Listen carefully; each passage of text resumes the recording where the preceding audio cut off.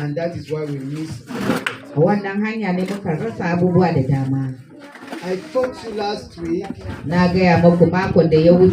Jesus is the husbandman. Like a wife submits to her husband, even so Jesus is the head of the house. You ought to submit to Jesus. Know his will. Know what he wants you to do. Then you will see yourself automatically prospering. Have you seen a Fulani man and his cattle? Have you seen them before? You have seen them, just indicate. I want to know whether you have seen them. You have seen them before. Good. Does a Fulani man lead his cattle to the Kota and lead them from now for here? If you want to go to Zamfara, he just take them through the Kota to go to Zamfara. No. Even though if nobody is in the Kota, does a Fulani man do that? You know why a Fulani man does not do that? A Fulani man would like to carry his cattle through the bush so that they will eat and drink water as he's traveling. He can travel from here to Sokoto, but they will be eating and drinking water on the road. So he takes them through the bush. He doesn't take them through the main road. So that is how a good shepherd is. A good shepherd leadeth his flock.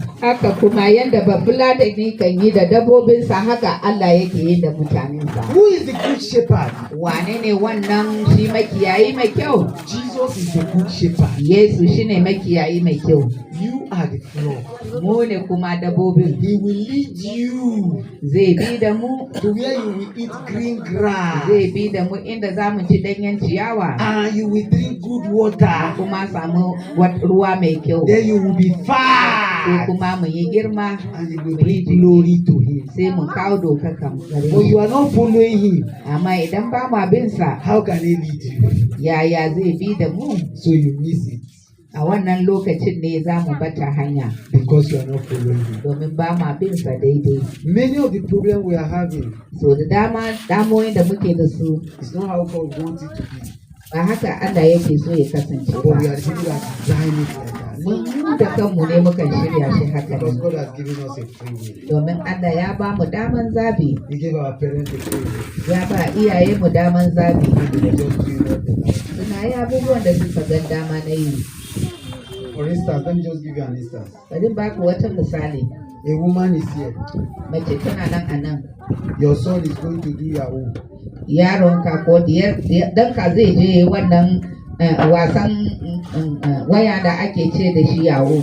And collect people's money. And bring it for you. For you to eat.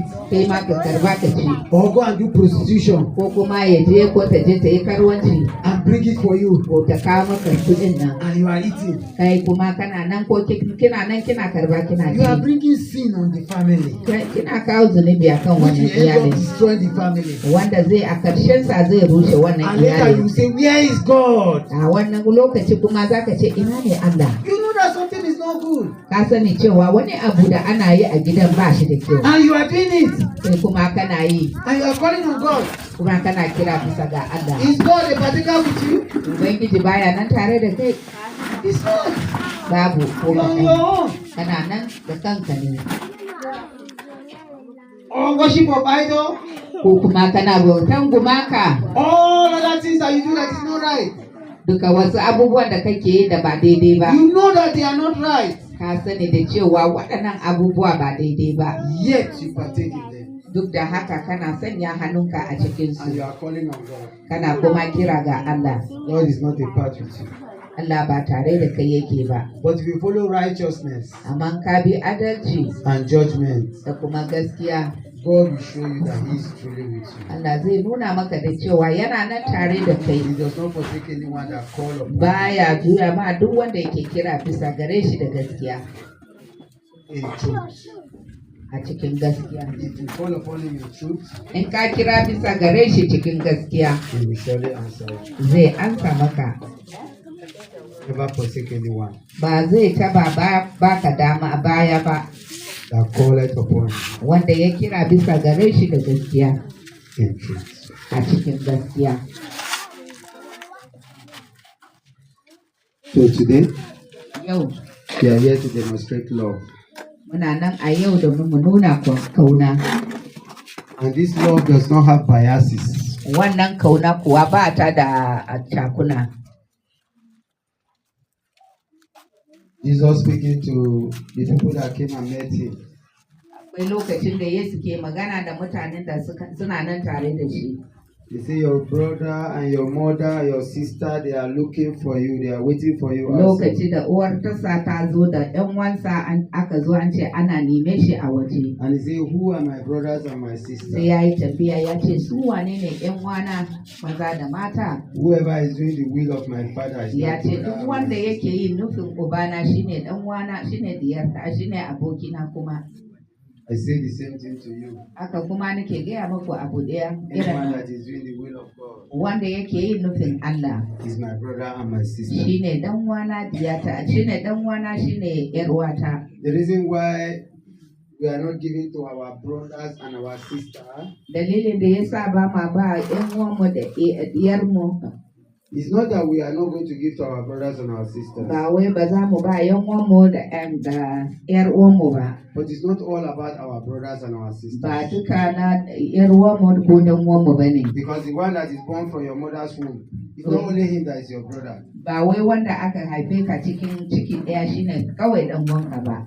Anybody is your brother. Kowanne mutum mai ba da gaskiya ga Yesu dan uwanka ne. Even an unbeliever is your brother also. Ko ma wanda bai ba da gaskiya ga Yesu ba dan uwanka ne. The Bible says we should love them all. Ya littafi ya ce mu nuna masu kauna duka. The reason why we ought to show them love is that Dalilin da ya kamata mu nuna masu kauna shine Christ died for all of us. Yesu ya mutu sabili da dukanmu. He did not choose a particular people to die for. Bai zaba wata kabila ko kuma wasu mutane ya mutu sabili da Whether su Greek ba. or Gentile or Bai Jew. zaba ko Helena ko kuma Farasiya ko wani abu ba duka jama'a Died ne. for all. Ya mutu sabili da duka. So that the instance of anyone that believes, Da cewa a lokacin da kowanne mutum ya ba da gaskiya gare he shi will enter into the promise of the Father. zai shiga cikin alkawali na uban.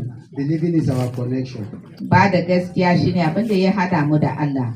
Many of you that are here today, Da yawan mu da muna nan yau, some just heard the news and came. wasu sun ji labari ne kawai sun zo. Some are actually hungry, they want to come and eat. Wasu kuma suna da yunwa suna so su zo su ci abinci. Other people want to partake in what God is doing. Wasu kuma suna so su zama su sa hannu cikin abin da Allah ke yi. Other people believe that God is here and they are here. Wasu kuma sun ba da gaskiya cewa Allah yana nan a tsakanin mu su ma sun zo ne su So we ci wannan have albarka. different kind of people here. Don haka nan a yau muna da mutane da manufofi daban-daban a nan But you yau. know the important thing that I want you to pick, Amma kun san abu muhimmi da yana so kowanne ku ya ɗauka. even though if we give you all the gifts that we have today, Ko da